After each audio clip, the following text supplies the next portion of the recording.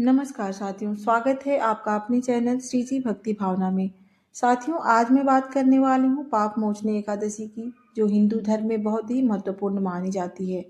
क्योंकि जैसा कि इसके नाम से स्पष्ट है, जो पापों का नाश करती हो उसे पाप मोचनी एकादशी कहते हैं। एकादशी साल 2026 में यह व्रत 15 मार्च को रखा जाएगा। पाप मोचनी एकादशी 2026 का शुभ मुहूर्त है। हिंदू पंचांग के अनुसार चैत्र मास के कृष्ण पक्ष की एकादशी को यह व्रत मनाया जाता है। एकादशी तिथि प्रारंभ हो रही है 14 मार्च 2026 सुबह 8:10 से और एकादशी तिथि समाप्त हो रही है 15 मार्च 2026 को सुबह 9:16 तक। मुख्य व्रत तिथि 15 मार्च 2026 रविवार, चूंकि उदया तिथि सूर्योदय के समय की तिथि है, 15 मार्च को है, इसलिए इसी दिन व्रत रखा जाएगा। पारण व्रत खोलने का सही समय है 16 मार्च 2026 को सुबह 6:30 से 8:54 के बीच। पूजा विधि: इस दिन भगवान विष्णु के चतुर्भुज रूप की पूजा की जाती है।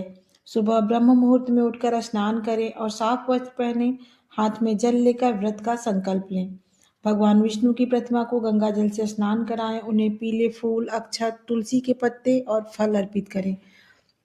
घी का दीपक जलाएं और ओम नमो भगवते वासुदेवाय मंत्र का जाप करें। विष्णु जी की पूजा में तुलसी का पत्ता अनिवार्य है, लेकिन ध्यान रहे कि एकादशी के दिन तुलसी के पत्ते नहीं तोड़े जाते, एक दिन पहले ही तोड़ लें। इस दिन अन्न, वस्त्र या तिल का दान करना विशेष फलदायी होता है।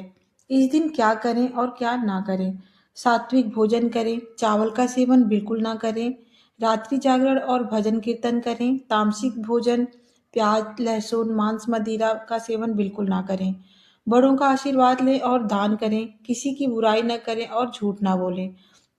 साथियों, पाप मोचनी एकादशी की कथा अत्यंत रोचक और प्रेरणादायक है।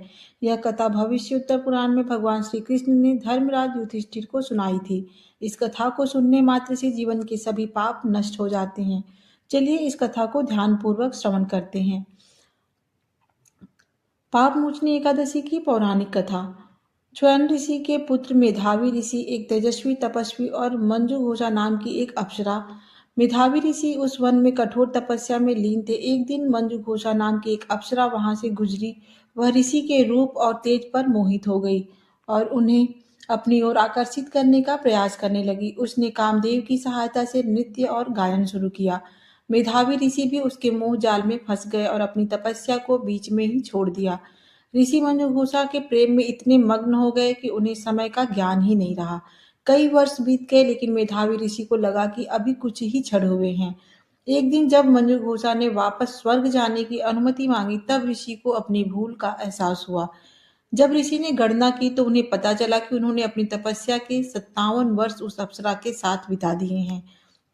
उन्हें अपनी तपस्या भंग होने पर बहुत क्रोध आया और उन्होंने मंजुघोषा को पिशाचिनी होने का श्राप दे दिया। मंजुघोषा कांतिहीन हो गई और पिशाचिनी बन गई। वह ऋषि के चरणों में गिर पड़ी और रोते हुए क्षमा मांगने लगी। उसने कहा, हे ऋषिवर, अनजाने में हुए इस अपराध के लिए मुझे क्षमा करें और इस श्राप से मुक्ति का उपाय बताएं। ऋषि का क्रोध शांत हुआ और उन्होंने बताया, चैत्र मास की कृष्ण पक्ष की पाप मोचनी एकादशी का व्रत करो। इस व्रत के प्रभाव से तुम्हारे सभी पाप नष्ट हो जाएंगे और तुम पुनः अपना दिव्य रूप पालोगी।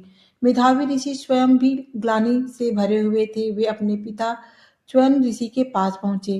पिता ने उन्हें भी यही सलाह दी कि आत्मशुद्धि के लिए पाप मोचनी एकादशी का व्रत अत्यंत आवश्यक है। मंजुघोषा और मेधावी ऋषि दोनों ने पूरी निष्ठा और विधि विधान से पाप मोचनी एकादशी का व्रत रखा। मंजुघोषा पिशाच योनि से मुक्त होकर पुनः सुंदर अप्सरा बन गई और स्वर्ग चली गई। मेधावी ऋषि, उनके सभी पाप कट गए और उनकी खोई हुई तपस्या का तेज वापस लौट आया। साथियों, यह कथा हमें सिखाती है कि चाहे मनुष्य से कितना भी बड़ा अपराध या पाप क्यों ना हो गया हो, यदि वह सच्चे मन से पाप मोचनी एकादशी का व्रत करता है और भगवान विष्णु की शरण में जाता है, तो उसके सभी कष्ट और पाप दूर हो जाते हैं। उम्मीद करती हूँ आपको ये वीडियो अच्छी लगी होगी। इसे अपने प्रियजनों के साथ शेयर करें, वीडियो को लाइक करें, सब्सक्राइब करें और कमेंट में जय श्री हरि विष्णु लिखें। मिलते हैं अगली वीडियो में, तब तक के लिए राधे राधे।